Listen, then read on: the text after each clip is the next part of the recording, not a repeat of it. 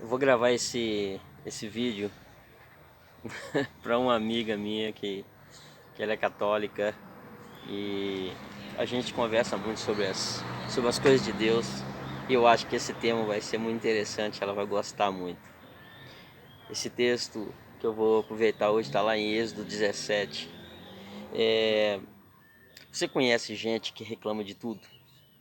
Gente que pode ter de tudo, mas ele encontra uma maneira de reclamar sobre aquilo que ele está insatisfeito. O, o quintal dele pode ter em torno de 50 pés de planta, mas ele reclama porque não tem jabuticaba. Né? Ele pode ter um guarda-roupa cheio, mas ele reclama daquela peça que não serve mais.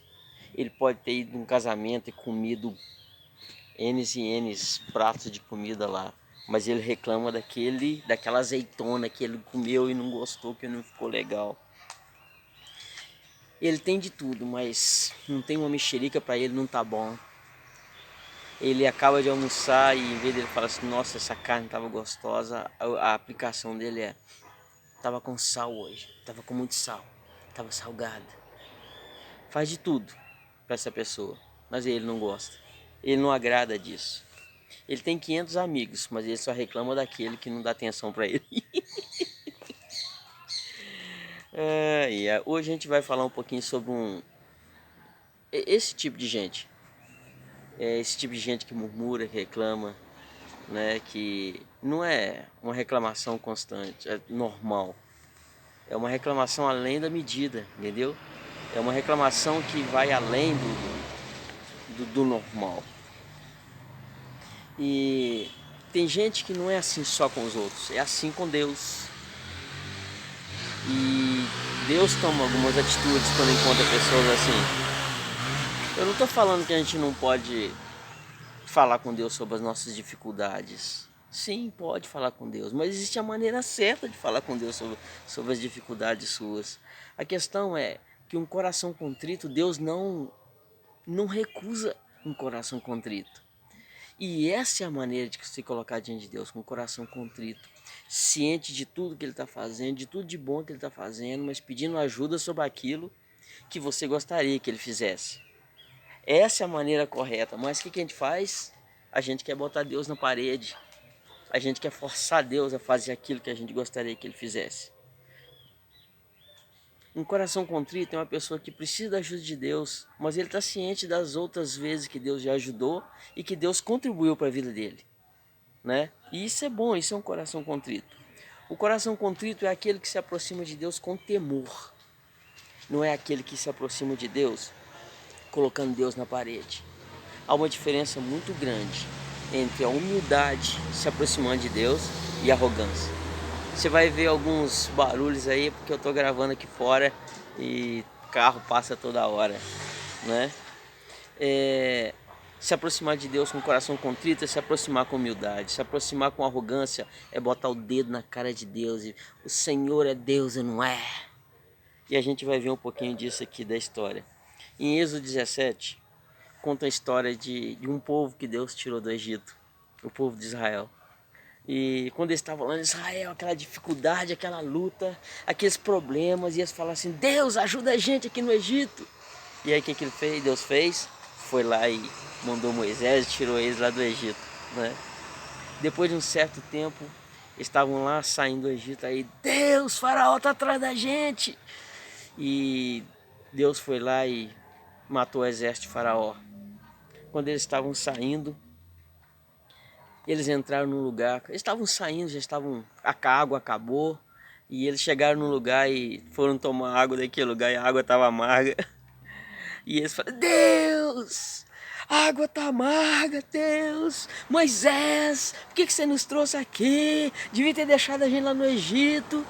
E Deus falou com Moisés, Moisés, corta aquela árvore ali, joga na água, vai ficar doce. E assim fez. Saiu dali, eles falaram assim, Deus, lá no Egito tinha carne, tinha muita carne, Senhor, tinha cebola. E aqui não tem nada, Deus, a nossa comida está acabando. Moisés, por que você nos trouxe aqui nesse lugar sem comida? E aí Moisés fala com Deus e Deus vai lá e manda carne, manda o maná para eles. E E aí por fim eles chegam num lugar que faltou água de novo. Quando faltou água de novo, eles, Deus! E aí eles cometeram o pior erro do murmurador. Eles olham para Deus e dizem assim: o Senhor está no nosso meio ou não está? Deus já vinha meses atendendo a oração desse povo. Quando eles apertavam Moisés. E aí eles cometem o pior erro, que é pedir ao Senhor que te dá as coisas, mas pedir com arrogância. E Deus resolve corrigir o erro deles. Deus resolve exortar e mudar um pouquinho aquele quadro que eles estavam vivendo ali.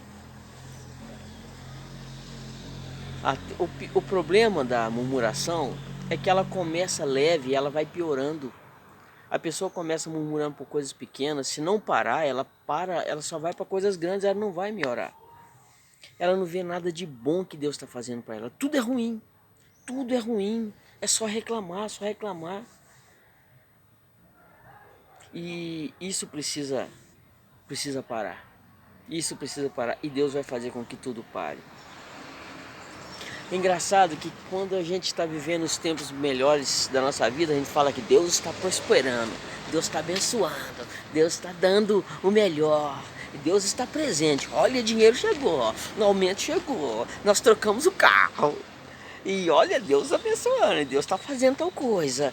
E olha só, consegui comprar a casa. Oh, Jesus maravilhoso, Deus é maravilhoso na minha vida. Quando chega a primeira luta, aparentemente Deus saiu e Satanás entrou uma brechinha e entrou. Na cabeça dela é assim, porque parece que Deus não está fazendo mais nada. Deus esqueceu dela, Deus foi embora. E assim que Deus foi embora, a gente começa a tentar forçar Deus a fazer aquilo que a gente está pedindo no momento. Só que Deus age com propósito, não porque a gente está chorando e gritando, meu Deus. Deus age com propósito. E aí eu preciso levar o dedo na cara de Deus, eu preciso forçar Deus a voltar para mim, voltar para as coisas, voltar a tudo ficar bem. E aí com os evangélicos começam a fazer os votos, né? Aqueles desafios, começam a fazer aquelas ofertas de desafio, aquelas ofertas pesadas para chamar a atenção de Deus. Eu já ouvi pessoas falando em chamar a atenção de Deus, começam a fazer propósitos, né? Os evangélicos fazem jejum, fazem aquelas orações no monte, para que Deus possa voltar e atendê-los novamente e trazer a prosperidade e a bênção novamente. Se ele é católico, ele quer fazer as promessas dele, ele quer fazer as novenas, né? Ele quer ajudar o pobre. Por quê? Porque ele precisa que Deus volte logo para ajudá-lo. E se ele é um espírita, vai lá cortar a cabeça da galinha preta, não sei o que é que ele faz. Isso tudo é tentativa de fazer Deus parar o que ele está fazendo.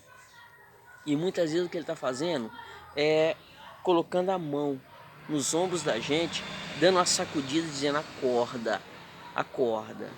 A sua boca está desenfreada, a sua murmuração está sem controle, você não está vivendo do jeito que eu gostaria.